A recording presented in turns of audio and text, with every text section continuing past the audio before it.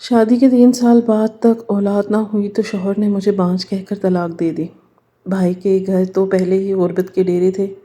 میں نے اپنا پیٹ پالنے کے لیے ایک فیکٹری میں پیکنگ کا کام شروع کر دیا۔ اسی دن مالک کو لاکھوں کا نیا کام ملا۔ وہ میری بہت عزت کرنے لگا، کہتا کہ تمہارے ہاتھ میں بہت برکت ہے۔ اب وہ ہر نیا کام میرے ہاتھوں سے شروع کرواتا۔ ایک دن اس نے مجھے آفس میں بلایا اور ایسی بات کہی جسے سن کر میرے رونگٹے کھڑے ہو گئے، کیونکہ میں پریشان حال اسٹاف روم میں بیٹھی ہوئی تھی۔ ابھی کچھ دیر پہلے ٹھیکیدار نے آ کر مجھے اطلاع دی تھی کہ کوئی مجھ سے ملنا چاہتا ہے، مگر کون، اس بات سے میں ناواقف تھی۔ گھبراہٹ کے مارے میری ہتھیلی بار بار بھیگتی جا رہی تھی۔ چند لمحے مزید گزرنے تھے کہ جب ایک ملازم اسٹاف روم میں داخل ہوا اور مجھے دیکھتے ہوئے بولا کہ آپ یہاں نہیں، مالک کے آفس میں جائیں، وہاں پر آپ کو یاد کیا گیا ہے۔ یہاں کیوں بیٹھی ہیں؟ ان کی بات سن کر میں تھوڑا پریشان ہو گئی تھی اور اس ملازم کو دیکھتے ہوئے بولی، مگر مجھے کون بلا رہا ہے؟ کسی کو مجھ سے ملنا ہے؟ جبکہ وہ سر نفی میں ہلاتے ہوئے بولا، میڈم مجھے نہیں پتا، صرف مالک نے کہا ہے کہ آپ کو اطلاع دے دوں کہ ان کے آفس میں آئیں۔ اسٹاف روم میں انہیں اس ملازم کی بات سن کر میں اس کے ساتھ ہی باہر آ گئی تھی۔ وہ نیچے کی طرف چلا گیا جبکہ میں اب گھبراہٹ کے عالم میں آفس کی طرف بڑھی تھی۔ یہاں پر پیکنگ ڈپارٹمنٹ میں کام کرتی تھی اور تعلیم اتنی نہیں تھی کہ میں کسی اعلیٰ ڈپارٹمنٹ میں ہوتی۔ آفس کے پاس پہنچ کر میں نے گہری سانس بھری تھی۔ آج مجھے شدت سے اپنے شوہر سے نفرت محسوس ہو رہی تھی۔ اس انسان کی وجہ سے میں اس دوراہے پر آ گئی تھی، اور اولاد پیدا نہ ہونا عورت یا مرد کے ہاتھ میں تو نہیں ہوتا، یہ اللہ کی طرف سے تحفہ ہوتا ہے جو اپنے بندوں کو وہ عطا کرتا ہے۔ میرا مکمل چیک اپ ہو چکا تھا، میرے شوہر کا بھی چیک اپ ہو چکا تھا، ہم دونوں تندرست تھے، صرف رب العالمین کی طرف سے دیر تھی۔ بھلا ایسے میں مجھے بانجھ کیوں قرار دے دیا گیا اور پھر طلاق دے دی گئی؟ میں نے گہری سانس لی تھی اور اپنے خیالات کو جھٹک کر کمرے کے دروازے پر ہلکی دستک دی۔ دستک دینے کی دیر تھی کہ اندر سے مجھے اجازت مل گئی تھی۔ میں ابھی بھی کافی گھبرا رہی تھی، مجھے کچھ سمجھ نہیں آ رہا تھا کہ میں کیا کروں۔ ایک عام ورکر کا مالک کے آفس میں جانا بہت بڑی بات تھی۔ ہم جیسے ڈپارٹمنٹ کے ورکر کو مالک کے آفس کے قریب بھٹک بھی نہیں سکتے تھے۔ یہاں سے گزرنے کے ہم جیسے ورکر کو اجازت تک نہیں ہوتی تھی، مگر مجھے اندر بلایا جا رہا تھا۔ یہ میرے لیے بہت اعزاز کی بات تھی۔ میں اندر داخل ہوئی تو لمحے بھر کے لیے اندر کا ماحول دیکھ کر اپنی جگہ پر کھڑی رہ گئی تھی۔ اتنا خوبصورت آفس میں نے اپنی پوری زندگی میں نہیں دیکھا تھا۔ مالک سربراہی کرسی پر بیٹھے ہوئے تھے اور ان کے سامنے بھی ایک آدمی بیٹھا ہوا تھا جس کی پشت میری طرف تھی، لیکن پچھلے حصے سے وہ کافی پرکشش نظر آ رہا تھا۔ سر جھکائے ان کی ٹیبل کے قریب چلی گئی تھی اور وہ گھبرائے ہوئے لہجے میں بولی کہ جی مالک، آپ نے مجھے بلایا ہے؟ خوف کے مارے میری جان نکل رہی تھی۔ میں ایک عام گھریلو عورت تھی جو اب حالات سے لڑتے ہوئے نوکری کی راہ پر نکل آئی تھی۔ مالک مجھے دیکھتے ہوئے بولے کہ کلثوم بہن، آپ جانتی ہیں نا میں آپ کی کتنی عزت کرتا ہوں۔ جب سے آپ آئی ہیں میری کمپنی کے وارے نیارے ہو گئے ہیں۔ آپ بہت برکت والی ہیں۔ میں نے سر جھکا کر شکریہ بولا تھا۔ دراصل میرا اس کمپنی میں پہلا روز بہت اچھا گزرا تھا۔ یہاں پر مجھے آئے ہوئے کچھ ہی گھنٹے ہوئے تھے اور مالک کو لاکھوں کا کام مل گیا تھا، اور اس کے بعد تو ان کی نکل ہی پڑی تھی۔ ہر آئے دن کوئی نہ کوئی پروجیکٹ ان کو ملتا ہی رہتا تھا، جس کی وجہ سے میرا عہدہ بھی بڑا تھا اور سیلری بھی۔ مگر اب یہاں مجھے کیوں بلایا گیا تھا، یہ بات مجھے بالکل سمجھ نہیں آ رہی تھی۔ وہ مجھے دیکھتے ہوئے بولے کہ دراصل آپ کو بلانے کا مقصد کچھ اور ہے۔ آج میں نے آپ کو آپ کی تعریف کرنے کے لیے یہاں نہیں بلایا، بلکہ آج میں اور آپ میرے باس کو ایک آفر کرنا چاہتے ہیں۔ میں نے اس بار گردن گھما کر ساتھ بیٹھے شخص کو دیکھنے کی کوشش کی تھی، مگر میرے مالک نے مجھے دوبارہ مخاطب کر لیا تھا۔ دیکھیں محترمہ، آپ بہت ہی دکھوں کی ماری ہیں۔ شوہر نے طلاق دے دی تھی، بھائی کے اتنے اخراجات نہیں ہیں کہ آپ کو برداشت کر سکیں، اسی لیے اگر آپ چاہتے ہیں تو بڑا کھیل کھیل سکتی ہیں، مطلب ایک بڑا ہاتھ مار سکتی ہیں۔ مجھے ان لوگوں کی باتیں بالکل بھی سمجھ نہیں آ رہی تھیں، سب چیزیں میرے سر سے گزرتی جا رہی تھیں۔ وہ مجھے دیکھتے ہوئے بولے کہ دراصل ہم چاہتے ہیں کہ ہم اپنے کام کو اب بڑے پیمانے پر لے جائیں گے۔ اگر ہمیں اتنی آرام سے اتنے بڑے بڑے پروجیکٹ مل سکتے ہیں تو آگے بھی ہم کامیاب ہو سکتے ہیں۔ لیکن اس کے لیے آپ کو ہمارے ساتھ تعاون کرنا ہوگا، بدلے میں ہم آپ کو بھی لاکھوں دیں گے۔ ان کی باتیں مجھے بے اب گھبراہٹ میں مبتلا کر رہی تھیں۔ آج تک کوئی بھی مالک اپنی کامیابیوں کا کریڈٹ کسی بھی تیسرے بندے کو ہرگز نہیں دیتا، لیکن پھر بھی یہ شخص مجھے کیوں دے رہا تھا؟ میں کچھ کہتی اس سے پہلے ہی جو آفر انہوں نے مجھے سنائی، میں سن کر دنگ رہ گئی تھی۔ میں انہیں پھٹی پھٹی نظروں سے دیکھنے لگی تھی۔ وہ مزید کچھ کہتے اس سے پہلے ہی میں غصے سے چلا پڑی۔ آپ کا دماغ خراب ہو گیا ہے۔ آپ نے کیا مجھے ایک بازارو عورت سمجھ لیا ہے؟ جو آپ کے دل میں آئے گا آپ بولتے چلے جائیں گے۔ یہاں نوکری میں صرف اور صرف اپنی محنت کے بلبوتے پر کرنا چاہتی تھی، کسی شخص کو سیڑھی بنا کر آگے نہیں جانا چاہتی۔ میرے باپ نے مجھے عزت کی کھلائی ہے اور عزت کی چھاؤں میں رکھا ہے۔ چند پیسوں کے بدلے میں اس عزت کو بیچنا نہیں چاہتی۔ معذرت، لیکن اگر آپ مجھے انہی آفرز کے ذریعے اپنی کمپنی میں دیکھنا چاہتے ہیں تو میں یہاں سے جانے سے گریز نہیں کروں گی۔ یہ کہتے ہی میں بنا ان کی بات سنے کمرے سے باہر آ گئی تھی۔ دل اتنی زور زور سے دھڑک رہا تھا کہ ایسا لگتا تھا کہ جیسے ابھی سینہ پھاڑ کر باہر آ جائے گا۔ میں سیدھا اپنے ڈپارٹمنٹ میں آ گئی تھی۔ آنکھوں سے بھل بھل آنسو بہنے لگے۔ آج مجھے شدت سے اپنے باپ کی کمی محسوس ہو رہی تھی۔ اگر بیٹیوں کا باپ زندہ ہو تو انہیں اس طرح رسوا نہیں کیا جاتا، اس بات کا مجھے اب شدت سے احساس ہونے لگا تھا۔ مجھے روتا ہوا دیکھ کر میری ساتھی ورکرز میرے قریب آ گئی تھیں اور میرے کندھے پر ہاتھ رکھتے ہوئے بولی کہ کیا ہوا، آپ رو کیوں رہی ہیں؟ جبکہ میں آنسو صاف کرتے ہوئے بولی کہ یہ دنیا جتنی اچھی نظر آتی ہے اتنی ہوتی نہیں ہے۔ یہاں پر ہر چہرے کے پیچھے ایک نیا چہرہ چھپا ہے جو آپ کو رسوا کرنے کے لیے ہر لمحہ تیار کھڑا رہتا ہے۔ ابھی میں مزید کچھ کہتی اس سے پہلے ہی ایک ملازم میرے قریب آیا تھا اور مجھے دیکھتے ہوئے بولا، مالک نے کہا ہے کہ آپ اپنا سامان باندھ کر گھر چلی جائیں۔ اگر آپ کو ان کی آفر قبول نہیں ہے تو آپ اس کمپنی میں کام نہیں کر سکتی۔ اس آدمی کی بات سن کر میں اپنی جگہ پر سن کھڑی رہ گئی۔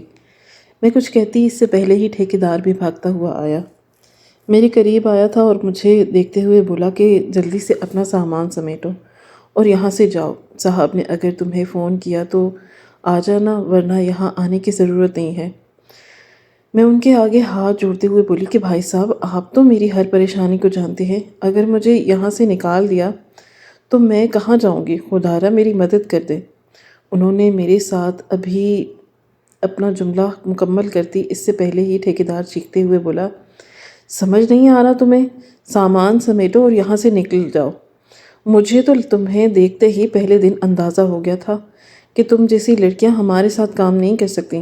ہماری پوری کمپنی تمہاری وجہ سے پریشان ہو رہی ہے۔ سامان سمیٹو اور جاؤ۔ اس آدمی کی بات سن کر مجھے اندر سے تکلیف ہونے لگی تھی۔ دنیا اتنی ظالم ہے، میں نے تصور بھی نہیں کیا تھا۔ میں اپنے آنسو صاف کر کے اب برقع پہننے کے لیے اسٹاف روم واپس آ گئی تھی۔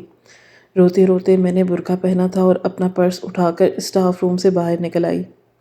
ابھی میں نیچے کی طرف بڑھتی جب اچانک مجھے اپنے نام کی پکار سنائی دی تھی۔ میں پلٹی تو سامنے ایک پرکشش نوجوان کھڑا ہوا تھا۔ وہ قدم بہ قدم چلتا ہوا میرے قریب آیا تھا اور مجھے دیکھتے ہوئے بولا کہ اگر یہاں پر کام کرنا چاہتی ہو تو صاحب کے تعاون کر لو، تمہیں اس کمپنی سے نہیں نکالا جائے گا اور نہ ہی تمہارے ساتھ کچھ غلط ہوگا۔ اس بات کی ذمہ داری ہماری ہوگی۔ لیکن ابھی وہ اپنی بات پوری کرتا اس سے پہلے ہی میں اس کی بات کاٹ کر بولی، لیکن مجھے کچھ نہیں سننا۔ میں ایک عزت دار لڑکی ہوں، پیسوں کے بدلے میں اپنا ضمیر نہیں بیچ سکتی۔ اگر مجھے یہاں نوکری ملی ہے تو مجھے کہیں اور بھی نوکری مل سکتی ہے۔ اللہ کی سرزمین بہت بڑی ہے اور یہاں روزگار کے بہت ذرائع ہیں۔ میرا مالک مجھے خالی پیٹ نہیں رکھے گا۔ یہ کہتے ہی میں بنا اس نوجوان کی طرف دیکھے روتے ہوئے کمپنی سے نکل گئی تھی۔ مجھے بہت افسوس ہو رہا تھا کہ میں کتنی جدوجہد کر کے یہاں پر نوکری حاصل کی تھی، لیکن ان لوگوں کی ایک گھٹیا آفر نے میری روزی مجھ سے چھین لی تھی۔ ابھی میں نے رکشہ روکا ہی تھا کہ جب اچانک میرا سر تیزی سے گھومنے لگا تھا اور میں اچانک ہی زمین بوس ہو گئی تھی۔ نہ جانے مجھے کیا ہوا تھا، میں خود نہیں جانتی تھی۔ بس ایسا محسوس ہوا تھا کہ جیسے جسم سے جان نکل گئی ہو اور ہاتھ پاؤں ڈھیلے پڑ گئے ہوں۔ آخری وقت میں مجھے صرف ایک مردانہ چہرہ نظر آیا اور پھر میرا دماغ گہری نیند تاریخ میں چلا گیا۔ وقت کی رفتار نہ کبھی تھمی تھی اور نہ تھم سکتی تھی۔ میری آنکھ پورے 2 دن بعد کھلی تھی۔ چند لمحے کے لیے مجھے کچھ سمجھ ہی نہیں آیا تھا میں اس پہر کہاں پر ہوں اور میرے ساتھ ہوا کیا ہے، لیکن جیسے ہی میرا دماغ بیدار ہوا میں فوراً اٹھ کر بیٹھ گئی تھی۔ میں اس وقت ایک بہت ہی نرم و ملائم بستر پر تھی، ایک عالی شان کمرے میں موجود۔ میں نے گھبرائی ہوئی نظروں سے چاروں طرف دیکھا اور بستر سے اتر کر کھڑی ہو گئی تھی۔ یہاں میں کیسے پہنچی؟ آخری بار میں روڈ پر بے ہوش ہو گئی تھی، لیکن پھر مجھے یہاں کون لایا؟ میرا بھائی، میری فیملی؟ یہ خیال ہی مجھے جھنجھوڑ رہا تھا کہ میں کسی اجنبی گھر میں ہوں۔ خوف کے مارے میرا پورا وجود تھر تھر کانپنے لگا تھا۔ مجھے سمجھ ہی نہیں آ رہا تھا کہ میں بے ہوش ہوئی کیوں تھی، حالانکہ صبح میں نے پیٹ بھر کر ناشتہ بھی کیا تھا۔ دوپہر کے وقت بھی میں نے اپنی ساتھی ورکر کے ساتھ بیٹھ کر کھانا کھایا تھا۔ کمپنی میں جو بھی ماجرا ہو اور شام کے اس وقت تھا، پھر اچانک بے ہوشی کیوں؟ یہ بات میری سمجھ سے باہر تھی۔ میں فوراً سہمتے ہوئے دروازے کے پاس آئی اور ہینڈل گھمانے لگی تھی، مگر دروازہ باہر سے لاک کیا گیا تھا۔ مجھے اب رونا آ رہا تھا۔ میں دروازہ بجاتے ہوئے بلند آواز میں چلائی تھی، مجھے یہاں کون لایا ہے؟ دروازہ کھولو! لیکن جواب نہ آیا تھا۔ نہ جانے کون تھا جس نے مجھے یہاں پر قید کر دیا تھا۔ میں روتے روتے زمین پر بیٹھ گئی تھی۔ گھبراہٹ کے مارے مجھے کچھ بھی اچھا نہیں لگ رہا تھا۔ میں ابھی ہچکیوں سے روتی اسی پل کمرے کا دروازہ کھل گیا اور ایک ادھیڑ عمر عورت اندر داخل ہوئی تھی۔ خاتون کو دیکھ کر میں فوراً اپنی جگہ سے کھڑی ہو گئی تھی اور اس کے دیکھتے ہوئے بولی کہ آپ کون ہو اور مجھے یہاں پر کون لایا ہے؟ جبکہ وہ عورت مجھے دیکھتے ہوئے بولی کہ بیگم صاحبہ، آپ پریشان نہ ہوں اور نہ ہی گھبرائیے، کچھ دیر میں صاحب آ جائیں گے، آپ کو سب سمجھ آ جائے گا۔ جبکہ میں چیختے ہوئے بولی کہ مجھے کس صاحب سے نہیں ملنا اور میں کوئی بیگم صاحبہ نہیں ہوں، میرا نام کلثوم ہے، مجھے میرے گھر جانا ہے، میں یہاں کب سے ہوں، مجھے ہوا کیا ہے؟ جبکہ وہ عورت مجھے دیکھتے ہوئے بولی کہ ہمیں معلوم نہیں، ویسے تو آپ یہاں 2 دن سے ہیں، 2 دن سے آپ کو بے ہوش ہی نہیں آیا، صاحب بہت پریشان تھے، آپ کو وہ ہی لے کر آئے تھے۔ ان کی بات سن کر مجھے سانپ سونگھ گیا تھا۔ یعنی 2 دن 2 رات میں نے اجنبی کے گھر گزاری تھی۔ اس خیال نے ہی میری سانسیں چھین لی تھی۔ چند لمحے تک میں کچھ بول ہی نہیں پائی۔ کچھ دیر بعد میں اس عورت کو دیکھتے ہوئے بولی کہ یہ کیا تماشا ہے؟ کون لوگ ہو تم؟ کیا میرے گھر والوں کو اطلاع دی؟ میرے گھر سے کوئی آیا؟ وہ عورت سر نفی میں ہلاتے ہوئے بولی کہ بیگم صاحبہ، صرف ڈاکٹر آ رہے تھے، اس کے علاوہ تو کوئی نہیں آیا۔ آپ کے گھر والوں کا ہمیں علم ہی نہیں ہے، ہم نے کسی بھی اجنبی کو گھر کے اندر آتے ہوئے نہیں دیکھا۔ صاحب نے کہا تھا کہ آپ کو جب ہوش آ جائے تو صرف آپ سے اتنا کہا جائے کہ آپ مطمئن ہو جائیں اور بالکل بھی پریشان نہ ہوں، آپ ایک محفوظ مقام پر ہیں، آپ کو کچھ بھی نہیں ہوگا۔ جبکہ میں اب روتے روتے اس عورت کو دیکھتے ہوئے بولی، تم میرے گھر اطلاع کرو، میرا بھائی پریشان ہو رہا ہوگا، وہ مجھ سے بلا وجہ بدگمان ہو جائے گا، میں ایک طلاق یافتہ عورت ہوں، میری تکلیف سمجھو، اس معاشرے میں ایک طلاق یافتہ ہونا بہت بڑا دھبا ہوتا ہے، کچھ بھی کر کے میرے بھائی کو بتاؤ۔ جبکہ وہ عورت مجھے دیکھتے ہوئے بولی کہ میں مجبور ہوں بیگم صاحبہ، جب تک صاحب کی طرف سے ہمیں حکم نہیں ملے گا ہم کوئی قدم نہیں اٹھا سکتے، آپ کو اگر بھوک لگی ہو تو مجھے بتائیں، میں آپ کے لیے کچھ ہلکی پھلکی غذا لے آتی ہوں۔ میں اس عورت کے آگے ہاتھ جوڑ کر بولی کہ مجھے کچھ نہیں چاہیے، مجھے میرے گھر جانا ہے، ہٹو یہاں سے۔ یہ کہتے ہی میں یہاں جانے لگی جب اس عورت نے مجھے سختی سے تھام لیا اور باہر کی جانب دیکھتے ہوئے اپنی ساتھی کو آواز دینے لگی۔ میں اس کا یہ انداز دیکھ کر بہت بری طرح گھبرا گئی اور اس کو دیکھتے ہوئے بولی، یہ آپ کیا کر رہی ہیں؟ چھوڑیں مجھے میرے گھر جانا ہے، مگر وہ میری سننا ہی نہیں چاہتی تھی۔ چند لمحے بعد اسی کی طرح ایک اور عورت آئی اور اس دونوں نے مجھے سختی سے تھام کر بستر پر بٹھا دیا۔ اس کے ہاتھ ہی عورت مجھے دیکھتے ہی ہوئے بولی کہ دیکھیں بیگم صاحبہ، ہم آپ کے ساتھ زبردستی نہیں کرنا چاہتے اور نہ ہی بدتمیزی کرنا چاہتے ہیں، صاحب کی طرف سے حکم ہے کہ آپ کے ساتھ نرمی سے پیش آئیں اور آپ کو کمرے سے باہر نہیں نکلنے دیں، جب تک وہ نہیں آ سکتے آپ کہیں نہیں جا سکیں گی۔ مجھے اب رونا آ رہا تھا، میں کہاں پھنس گئی تھی، کون صاحب، کس کا گھر، میری جان نکل رہی تھی۔ وہ دونوں عورتیں کمرے میں مجھے تنہا چھوڑ کر چلی گئی تھیں۔ میں اب گھنٹوں منہ میں چھپائے رو رہی تھی۔ پہلے مالک کا مجھے آفر کرنا، پھر روڈ پر بلا وجہ بے ہوش ہو جانا، 2 دن تک ہوش کا نہیں آنا، اور اب اٹھنے کے بعد یہ خبر ملنا کہ ایک اجنبی کے گھر ہوں اور 2 دن سے یہاں پر موجود ہوں، اور کوئی صاحب ہے جو مجھے کنٹرول رکھنا چاہتا ہے۔ میں پھوٹ پھوٹ کر رونے لگی تھی اور اپنے رب سے دعا مانگنے لگی تھی کہ کچھ بھی کر کے مجھے یہاں سے رہائی مل جائے، میں یہاں نہیں رہ سکتی۔ طلاق کے دھبے نے میری پوری زندگی برباد کر دی تھی۔ میں بانجھ نہیں تھی، مجھے یہ بات معلوم تھی، مگر اس کے باوجود مجھے اس الفاظ سے نوازا گیا، طلاق کا دھبا ماتھے پر لگایا گیا اور پھر مجھے بے گھر کر دیا گیا۔ خدا میرے بھائی کو سلامت رکھے، اس نے اپنی بیوی سے لڑ کر مجھے اپنے گھر میں جگہ دی تھی، لیکن ساتھ ہی اس نے میرے آگے ہاتھ بھی کھڑے کر دیے تھے کہ میرے اپنے بیوی بچے ہیں، میں تمہارا خرچہ برداشت نہیں کر سکتا، اگر تمہیں اس گھر میں رہنا ہے تو تم اپنا کماؤ اور اپنا کھاؤ، تمہیں کوئی کچھ نہیں کہے گا، لیکن میں تمہیں کچھ دے نہیں سکتا۔ میں نے اس سے کوئی شکوہ نہیں کیا، جب ماں باپ زندہ نہ ہوں، اس کے باوجود اگر آپ کا بھائی آپ کا سر پر ہاتھ رکھ دے تو اپنے گھر میں جگہ دے دے تو یہی بہنوں کے لیے غنیمت ہوتی ہے۔ مگر مجھے اب معلوم تھا کہ 2 دن سے میں ایک اجنبی کے مکان میں تھی، میرا بھائی مجھے اب کبھی قبول نہیں کرے گا، یہ احساس ہی مجھے مار رہا تھا۔ میں اب گھٹ گھٹ کے رونے لگی تھی۔ چند لمحے بعد اچانک ہی کمرے کے اندر ہر چیز موبائل بجنے کی آواز آئی تھی۔ پہلے تو میں اس آواز کو نظر انداز کرتی رہی، لیکن مسلسل بجتی آواز نے مجھے پریشان کر دیا تھا۔ میں نے ادھر ادھر دیکھا تو دوسری سائڈ ٹیبل کے پاس ایک موبائل فون رکھا ہوا تھا۔ میں دھڑکتے دل کے ساتھ موبائل کی طرف بڑھ گئی، اس پر مالک لکھا ہوا تھا۔ میں تھوڑا حیران ہوئی تھی، مگر پھر کچھ سوچتے ہوئے میں نے فون ریسیو کر لیا۔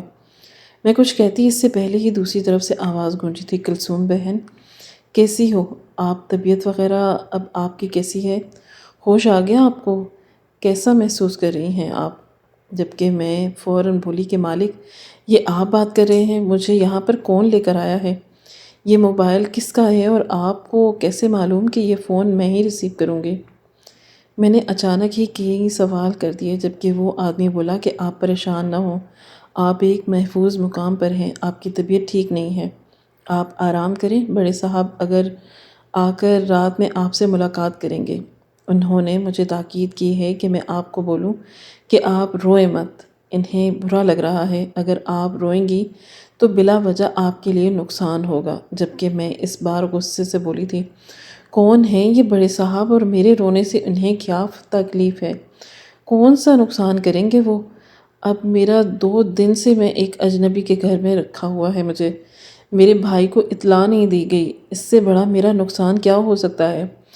جب اچانک مالک بولا کہ دیکھیں کلثوم بہن، اگر آپ روئیں گی تو وہ آپ کے بھائی کو نقصان پہنچائیں گے، آپ کا بھائی اس وقت اپنے کام پر ہے اور بڑے صاحب کے پاس اتنی طاقت ہے کہ وہ آپ کے بھائی کو نقصان پہنچا سکتے ہیں۔ آپ کے بھائی کے ساتھ کچھ بھی ہو سکتا ہے، ان کی جاب بھی جا سکتی ہے اور ان کا ایکسیڈنٹ بھی ہو سکتا ہے، ان کے بچوں کو اسکول سے بھی نکالا جا سکتا ہے، اس لیے بہتر ہوگا کہ آپ خاموش ہو جائیں اور رات تک کا انتظار کریں۔ ملازمہ کے ذریعے وہ کھانا بھیج رہے تھے، آپ چپ کر کے کھانا کھا لیں اور ساتھ جو میڈیسن ملازمہ بتائے گی وہ بھی لے لیں، آپ کو تمام حقیقت رات کو پتہ چل جائے گی۔ فی الحال آپ انتظار کریں۔ اس آدمی کی بات سن کر میں اب گھبرا گئی تھی، میں چاروں طرف نظر دوڑانے لگی تھی، ایسا لگتا تھا جیسے مجھ پر کوئی نظر رکھ رہا ہے۔ اس آدمی کو کیسے پتہ چلا کہ میں رو رہی ہوں؟ میں نے فی الحال موبائل فون بند کر کے وہیں پر رکھ دیا اور سہم کر اب دروازے کے پاس زمین پر جا کر بیٹھ گئی تھی۔ بستر پر بیٹھنے میں مجھے خوف محسوس ہو رہا تھا۔ تھوڑی دیر بعد ہی کمرے کے دروازے پر دستک ہوئی تھی اور ملازمہ اندر داخل ہوئی۔ مجھے زمین پر بیٹھا دیکھ وہ پریشانی سے بولی تھی، بیگم صاحبہ آپ زمین پر کیوں بیٹھی ہوئی ہیں؟ صاحب ہمیں جان سے مار دیں گے، خدا را آپ اوپر بیٹھیں۔ جبکہ میں روتے ہوئے بولی کہ مجھے کچھ سمجھ نہیں آ رہا، میں کیا کروں؟ کون ہو آپ لوگ؟ مجھے کس نے یہاں پر قید کیا ہے؟ یہ سب کیا ہو رہا ہے؟ جبکہ وہ عورت میرے قریب بیٹھے ہوئے بولتی کہ آپ اس طرح برتاؤ نہیں کریں، آپ کے بعد نقصان اٹھائیں گی، خدا را ہم پر بھی رحم کریں۔ خیر آپ کے لیے میں کھانا لائی ہوں، آپ کھانا کھائیں، اس کے بعد آپ کو دوائی لینی ہے، آپ کی طبیعت ٹھیک نہیں ہے۔ مجھے اس عورت کی کوئی بات سمجھ نہیں آ رہی تھی۔ اس نے زبردستی مجھے زمین سے اٹھایا اور ساتھ رکھے ہوئے صوفے پر بٹھایا تھا۔ سامنے ہی ٹیبل پر کھانا رکھ کر وہ مجھے اپنے ہاتھ سے کھلانے لگی۔ میرا بالکل دل نہیں چاہ رہا تھا، لیکن اب شاید مجھے بھوک بھی ستانے رہی تھی، جس کی وجہ سے میں اب خاموشی سے کھانا شروع کر دیا۔ کھانا تناول کر کے اس نے مجھے گولیاں دی اور مجھ پر دیکھتے ہوئے بولی کہ تھوڑی دیر بعد آپ قنوت کی طاری ہوگی، آپ بستر پر جا کر آرام کریں۔ دل کی رفتار تھوڑی تیز تھی، مگر میں خاموشی سے بستر پر لیٹ گئی تھی۔ وجود میں کمزوری بہت محسوس ہو رہی تھی۔ ابھی مجھے لیٹے کچھ ہی دیر ہوئی تھی جب میں گہری نیند سو گئی، اس بات سے بے خبر کہ میں اپنے لیے کتنا بڑا عذاب کھڑا کر چکی ہوں۔ میری آنکھ تقریباً 3 گھنٹے کے بعد کھلی تھی۔ میں چپ چاپ بستر پر بالکل خاموشی سے لیٹی تھی، مگر جیسے ہی مجھے ہوش آیا میں دوبارہ بیٹھ گئی۔ اب شام کے سائے چاروں طرف پھیل چکے تھے۔ واش روم جانا تھا۔ میں نے نظر دوڑائی تو کمرے میں ایک دروازہ اور موجود تھا۔ یقیناً وہی واش روم تھا۔ چپ چاپ اٹھ کر میں واش روم چلی گئی۔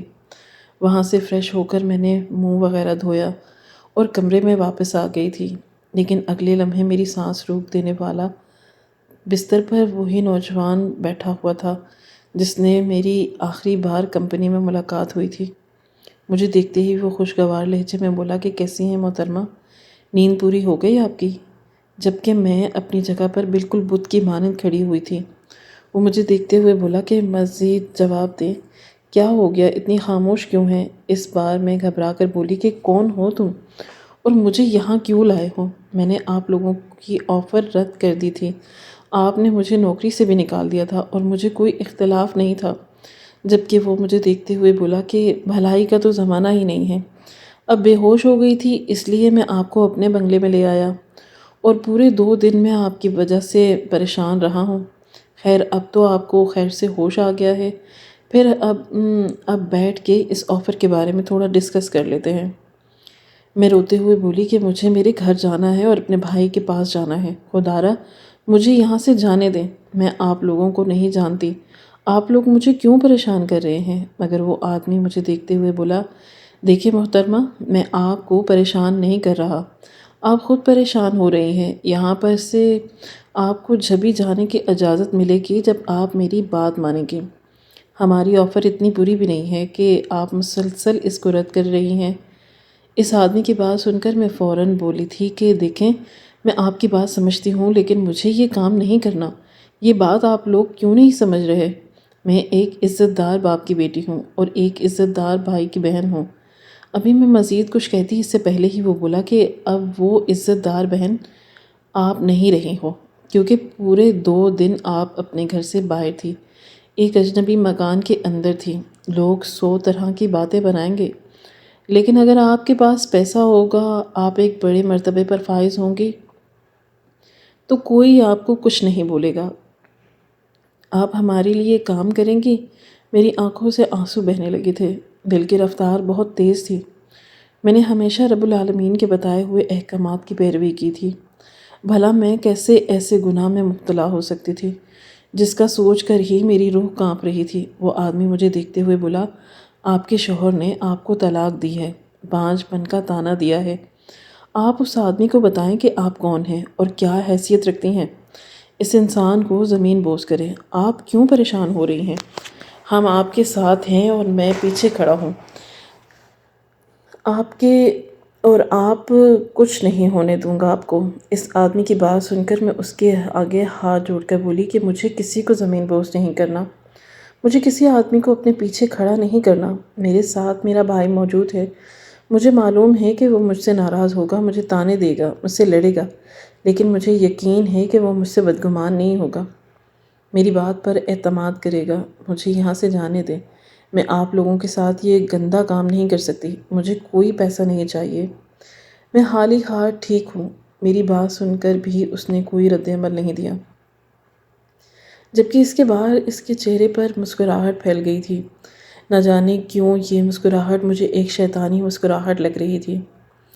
وہ اپنا موبائل نکال کر بولا کہ ٹھیک ہے، اگر آپ میری بات پر نہیں چلیں گی تو پھر میں آپ کا خیال بھی نہیں کروں گا۔ 2 دن آپ کو میں نے اپنے پاس رکھا، آپ کا خیال رکھا، اپنے گھر میں جگہ دی۔ مجھے اس کے پیسے چاہیے جو تقریباً 50,000 کے قریب ہوں گے، اور آپ میری آفر کو ٹھکرا رہی ہیں۔ اس کی سزا بھی آپ کو ہر حال میں ملے گی، اور وہ سزا آپ کا خاندان برداشت کرے گا۔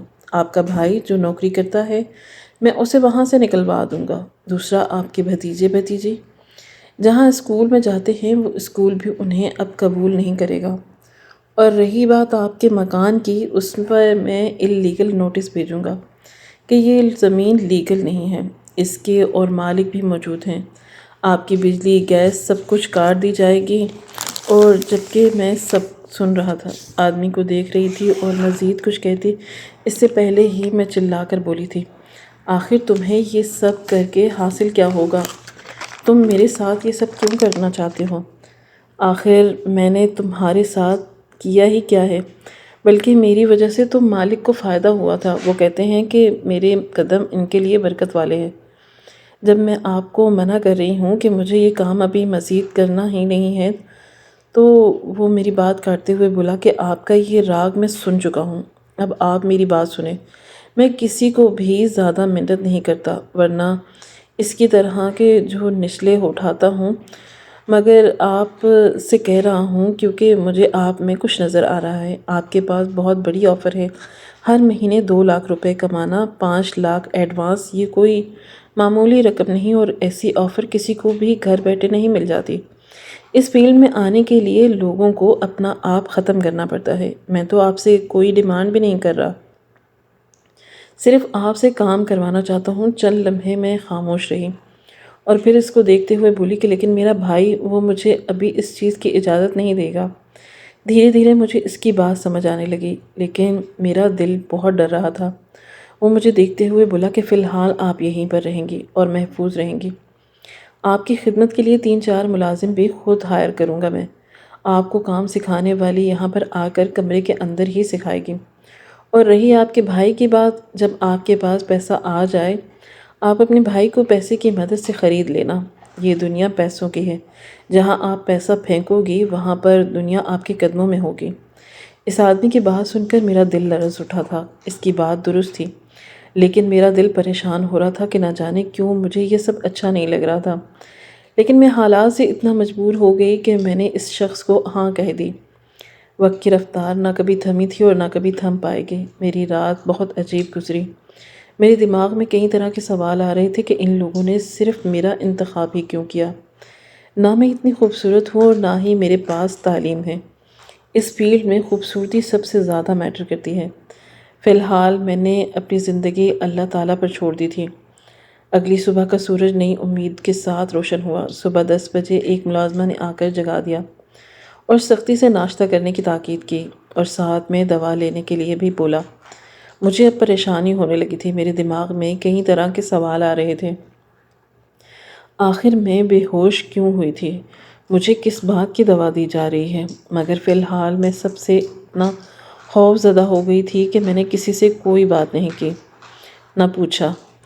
ٹھیک دوپہر 1 بجے میرے کمرے کا دروازہ بجا اور ایک خوبصورت لڑکی اندر داخل ہوئی تھی۔ اسے دیکھتے ہی میں فوراً اپنی جگہ سے کھڑی ہو گئی تھی۔ دل کی دھڑکنیں منتشر ہو رہی تھیں اور مجھے اپنا کالا نصیب اب نظر آ رہا تھا۔ میں نے جتنا ان سب چیزوں سے خود کو دور رکھا تھا، وہ سب میرے لیے ایک نئی کہانی کی صورت میں کھڑا ہو چکا تھا۔ وہ لڑکی اپنا کام کرنا شروع ہو گئی۔ میں روئی تھی۔ اس لڑکی کو بھی میں نے کہا کہ یہ سب مجھ سے مت کرواؤ، تم چلی جاؤ یہاں سے، مگر اس نے بھی میری بات نہیں سنی تھی اور حکم کے مطابق اپنا کام کرتی رہی۔ تقریباً 3 گھنٹے اس نے میرے ساتھ گزارے اور مجھے تاکید کر کے گئی کہ میرے جانے کے بعد بھی تم پریکٹس کرتی رہو۔ اگر تم پریکٹس نہیں کرو گی تو اپنی سزا کی تم خود ذمہ دار ہوگی۔ اس کی باتیں مجھے خوفزدہ کر رہی تھیں، اور ٹھیک 1 گھنٹہ آرام کرنے کے بعد میں پریکٹس کرنے لگی تھی۔ میری زندگی اچانک سے تبدیل ہو جائے گی، اور وہ بھی اتنی زیادہ میں نے تصور بھی نہیں کیا تھا۔ پورا دن میرا پریکٹس کی نظر ہی ہو گیا۔ رات 12 بجے جب میں آرام کرنے کے لیے لیٹی، اچانک ہی مجھے میرے موبائل پر دوبارہ بجنے لگا۔ مجھے سمجھ نہیں آ رہا تھا کہ میں کس دنیا میں آ گئی ہوں۔ میں ایک معمولی لڑکی تھی جس کی طلاق بانجھ پن کی وجہ سے ہوئی تھی، اور اب میں ایک ایسی زندگی جی رہی تھی جس کا میں نے تصور بھی نہیں کیا تھا۔ میں دھڑکتے دل کے ساتھ اپنی جگہ سے کھڑی ہوئی تھی اور اس موبائل کی طرف بڑھی۔ موبائل اٹھایا تو اسکرین پر سرفراز لکھا ہوا تھا۔ اب یہ کون تھا؟ میرے دل میں ہلچل مچی تھی۔ گہری سانس لے کر میں نے ایک کال ریسیو کی تھی۔ کان پر لگائی تو کل والے نوجوان کی آواز گونجی تھی۔ کیسی ہو؟ ہماری آنے والی نئی ماڈل؟ میں گہری سانس بھر کے رہ گئی تھی اور بیزاری سے بولی کہ میں ٹھیک ہوں۔ مجھے فون کیوں کیا گیا ہے؟ جبکہ وہ فوراً بولا کہ حضور، اس لڑکی نے بتایا جو تمہیں پریکٹس کروانے آئی تھی۔ تم نے اسے بہت تنگ کیا۔ دیکھو لڑکی، جتنی جلدی تم کام سیکھو گی اتنی جلدی تمہیں اس گھر سے آزادی ملے گی۔ مجھے نہیں لگتا کہ تم اس گھر میں مزید رہنا چاہتی ہو۔ جبکہ میں تھکے ہوئے لہجے میں بولی تھی، تم کیوں مجھ سے یہ کام کروا رہے ہو؟ ایک عورت کو پردے کا حکم ہے۔ تم کیوں مجھے مردوں کے سامنے عریاں کروانا چاہتے ہو؟ جبکہ وہ ہنستے ہوئے بولا تھا کہ یہ سب پرانی باتیں ہیں، سب پرانی باتوں کو بھول جاؤ اور نئی زندگی کی طرف قدم بڑھاؤ۔ تم آنے والے وقت کی بہت بڑی ماڈل ہو۔ اپنا آپ کیوں ضائع کرنا چاہتی ہو؟ میں تو تمہیں ایک بڑے سٹیج تک لے جا رہا ہوں جہاں تمہارا نام ہوگا، لوگ تمہیں پہچانیں گے۔ بدلے میں تم صرف میرا برانڈ کی ماڈلنگ کرنا۔ اس کے علاوہ بھی تم اگر کرنا چاہتی ہو تو کرتی رہنا۔ تمہیں کبھی کچھ نہیں کہوں گا، لیکن جب تک تم میرے ساتھ کانٹریکٹ میں رہو گی پیسے ہی کماؤ گی۔ تمہارے پاس وہ ہے جو تم کبھی نہیں دیکھ سکتے۔ جبکہ میں چلا کر بولی تھی کہ میرے پاس کچھ نہیں ہے جو تم تلاش کر رہے ہو۔ وہ مجھ جیسی لڑکیوں کے پاس نہیں ہے۔ میں کھوکھلی لڑکی ہوں جس کی زندگی تباہ ہو چکی ہے۔ تم جو تلاش کر رہے ہو وہ میرے پاس نہیں ہے۔ مجھے بخش دو، مجھے جانے دو۔ مجھے نہیں کمانا یہ پیسہ، یہ سب گناہ ہے۔ مگر وہ فون بند کر چکا تھا اور میں وہیں زمین پر بیٹھتی چلی گئی اور ہچکیوں سے رونے لگی تھی۔ دراصل مجھے اس دن مالک نے یہی آفر کی تھی کہ آج سے تم ہماری کمپنی کے لیے ماڈلنگ کرو گی۔ ہم تمہیں 5 لاکھ روپے ایڈوانس اور ہر مہینے 2 لاکھ روپے دیا کریں گے۔ اس کے علاوہ جب تم مشہور ہو جاؤ گی تو کسی بھی برانڈ کے ساتھ تم کام کر سکتی ہو۔ بس تمہیں ہمارے ساتھ ایک کانٹریکٹ سائن کرنا ہوگا کہ تم ہمیں نہیں چھوڑو گی جب تک ہم نہ چاہیں۔ اور میں ان سب کاموں سے ہمیشہ دور بھاگتی تھی۔ میں نہ اتنی خوبصورت تھی اور نہ ہی میرے پاس ایسا جسم تھا جو ایک ماڈل کا ہوتا ہے، مگر پھر بھی وہ لوگ مجھے ماڈل بنانے پر تل گئے تھے۔ اس کے پیچھے کیا وجہ تھی میں اس بات سے ناواقف تھی۔ میں خوب روئی اور وہی روتے روتے زمین پر سو گئی۔ اگلی صبح کا سورج پوری آب و تاب سے روشن ہوا تھا۔ میری آنکھ میرے بستر پر ہی کھلی تھی۔ میں پریشان ہو کر جاگی تھی کہ یہاں پر مجھے کون لے کر آیا، مگر اگلا لمحہ میرے ساتھ روک دینے والا تھا۔ سامنے ہی بستر پر وہی نوجوان جس کا نام سرفراز تھا، ٹانگ پر ٹانگ چڑھائے بیٹھا ہوا تھا۔ اس کو دیکھ کر نہ جانے کیوں مجھے خوف آنے لگا تھا۔ وہ قدم بہ قدم چلتا ہوا میرے قریب آیا تھا اور مجھے دیکھتے ہوئے بولا کہ صبح 7 بجے سے میں یہاں آ کر بیٹھا ہوں۔ تمہارا نوکر نہیں ہوں میں جو تمہارے جاگنے کا انتظار کروں گا۔ اس کا درشت انداز دیکھ کر مجھ پر کپکپی طاری ہو گئی تھی۔ میں گھبرا کر بیٹھ گئی۔ وہ مجھے دیکھتے ہوئے بولا کہ جا کر فریش ہو کر آؤ، ناشتہ کرو۔ اس کے بعد میں تم سے کچھ باتیں کروں گا، تمہیں تمام حقیقت سے روشناس کرواؤں گا۔ آخر تمہیں یہاں کیوں رکھا گیا ہے؟ تم سے ماڈلنگ کیوں کروائی جا رہی ہے؟ اور تمہاری طلاق کیوں ہوئی ہے؟ اس کی بات سن کر میں نے ایک جھٹکے سے اس کی طرف دیکھا تھا کہ وہ کیا بول رہا ہے۔ میں کچھ کہتی اس سے پہلے ہی وہ گھڑی کی طرف اشارہ کرتے ہوئے بولا، تمہارے پاس صرف آدھا گھنٹہ ہے، ناشتہ جلد سے جلد کرو ورنہ میں چلا جاؤں گا اور پھر تمہیں بالکل بھی سچائی نہیں پتہ چلے گی اور تم اس دلدل میں دھنستی چلی جاؤ گی۔ اس کی بات سنتے ہی میں فوراً واش روم چلی گئی۔ جلدی سے فریش ہو کر میں باہر آئی تو میرے لیے ناشتہ پہلے ہی تیار تھا۔ میں نے الٹا سیدھا 10 منٹ میں ہی ناشتہ کر لیا۔ 15 منٹ بعد میں مکمل فری ہو کر اس کے سامنے کھڑی ہوئی تھی، جبکہ وہ مجھے دیکھتے ہوئے بولا کہ شاباش، کافی سمجھدار ہو تم۔ خیر، اب میں تمہیں تمام سچائی سے آگاہ کرتا ہوں، کیونکہ بلا وجہ کس عورت کی ذات کو تکلیف دینا مجھے پسند نہیں، تو میں یہاں ایک انتقام کے لیے رکھا گیا تھا۔ لیکن مجھے احساس ہو گیا کہ انتقام ان سے لیا جاتا ہے جو مضبوط ہو، ایک عورت سے نہیں جو پہلے ہی حالات سے ٹوٹ چکی ہے۔ تمہارے باپ نے میری ماں کے ساتھ بہت برا کیا تھا۔ تمہارا باپ لگتا تو شریف تھا، لیکن اندر سے شیطان انسان تھا۔ وہ انہی ماڈلنگ کے دنیا کا بے تاج بادشاہ تھا، جو معصوم لڑکیوں کو جال میں پھنسا کر ان کی گندی دنیا میں لے کر آتا تھا اور پھر ان کی زندگی کو تباہ کر دیتا، انہیں غلط کام پر لگا دیتا اور پھر ان کے پاس واپسی کا کوئی راستہ نہیں بچتا تھا۔ وہ ایک ساتھ صاف ستھری فیلڈ کا حصہ انہیں نہیں بناتا تھا، بلکہ انہیں ایک غلیظ فیلڈ کا حصہ بنا کر ان کی زندگی کو ہمیشہ ہمیشہ کے لیے لاچار کر دیتا تھا۔ میری ماں نے مرنے سے پہلے مجھ سے وعدہ لیا تھا کہ جب میں بڑا ہو جاؤں گا تو تمہارے باپ کو برباد کر دوں، لیکن جب میں بڑا ہوا اور میں نے تمہارے باپ کی تحقیق شروع کی تو مجھے پتہ چلا کہ وہ فالج کے مرض میں مبتلا ہو کر اس دنیا سے جا چکا ہے۔ تو تمہارے بھائی کا حال نکالا تو پتہ چلا کہ وہ خود پائی پائی کا محتاج ہے۔ بھلا میں اس کو کیا ہی برباد کرتا۔ پھر میری نظر تم پر گئی، تم اپنے شوہر کے ساتھ خوش رہ رہی تھی۔ میں نے ہی تمہارے شوہر کے دماغ میں الٹی سیدھی باتیں ڈالی تھی کہ تم حمل ضائع کروا چکی ہو اور ابھی بھی بہت ساری چیزیں وہ بہت جلد بہک گیا، اور اس کو میں نے ہی مشورہ دیا کہ تمہیں بانجھ پن کا طعنہ دے کر تمہیں طلاق دے دیں۔ میری یہاں ہی بس نہیں ہوئی، میں نے ہی تمہیں اپنے بندوں کے ذریعے پیکنگ کرنے والی کمپنی میں پہنچایا اور پھر اپنے ہی ذریعے تمہیں اس کمپنی کے مالک کی نظروں میں لایا۔ اس کمپنی سے میرا کوئی تعلق نہیں تھا، لیکن تمہاری وجہ سے میں نے تعلق بنایا اور اس آدمی کو اپنی مٹھی میں کر لیا۔ اس دن تمہارے کھانے میں ایک ایسی دوا ملائی گئی جو تمہیں بے ہوش کر سکتی تھی۔ پورے 3 گھنٹے بعد اور جب تک تم کمپنی سے نکلی، اس دوا کے زیر اثر تم بے ہوش ہو گئی۔ میں نے دوا کم مقدار میں ڈالنے کا حکم دیا تھا، لیکن دوا کافی مقدار میں چلی گئی، جس کی وجہ سے تم 2 دن تک بے ہوش رہی، اور تمہیں اسی دوا کی وجہ سے اب تک دوائیاں کھانی پڑ رہی ہیں۔ مگر اب تم ٹھیک ہو۔ رات تم سے کوئی بات ہوئی تھی، مجھے بہت شرمندگی ہوئی، اس لیے میں تمہیں جانے دے رہا ہوں، لیکن ہاں تم سے ایک بات ضرور کروں گا۔ شادی کروں گی مجھ سے؟ تو میں نے حیرت سے اس کی طرف دیکھا۔ وہ مزید بولا کہ تمہاری زندگی میں اب کچھ نہیں بچا اور میں چاہتا ہوں کہ تم ایک محفوظ زندگی گزارو۔ پلیز مجھ سے شادی کر لو، میں اپنا آپ مزید برباد نہیں کرنا چاہتا۔ فی الحال میں نے اس سے شادی سے انکار کر دیا تھا اور اپنے بھائی کے گھر چلی گئی، مگر میرے سوچنے کے بالکل ٹھیک مطابق میرے بھائی نے مجھے نہیں رکھا اور مجھے نکال دیا گیا۔ مگر اسی پل سرفراز پہنچ گیا تھا اور اس نے مجھے سہارا دے دیا تھا۔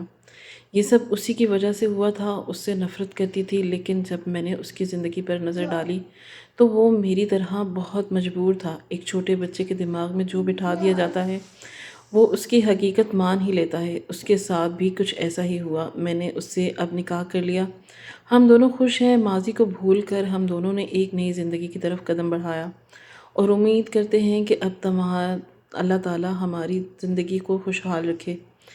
میں نے اپنی زندگی میں صرف ایک سبق سیکھا کہ جس کے ساتھ برا کرتا ہے سزا اسی کو ملنی چاہیے، مکافات عمل بھی اسی کے ساتھ ہونا چاہیے، اس کے اولاد یا ماں باپ کے ساتھ نہیں، اور اللہ تعالیٰ ان کے ساتھ کچھ بھی غلط نہیں ہونے دیتا جو بے قصور ہوں، کیونکہ میرا رب بہت مہربان ہے۔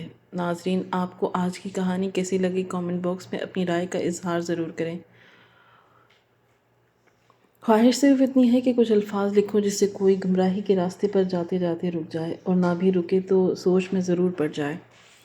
دوستو، امید کرتی ہوں کہ آپ کو یہ کہانی پسند آئی ہوگی۔ کہانی پسند آئی ہو تو ویڈیو کو لائک کریں، کامنٹ کریں، شیئر کرنا نہ بھولیں، اور ہاں، اگر آپ اس چینل پر نئے ہیں تو اس چینل کو سبسکرائب کریں اور نوٹیفیکیشن کو ضرور دبائیں تاکہ آنے والی کہانی سب سے پہلے آپ کو مل سکے۔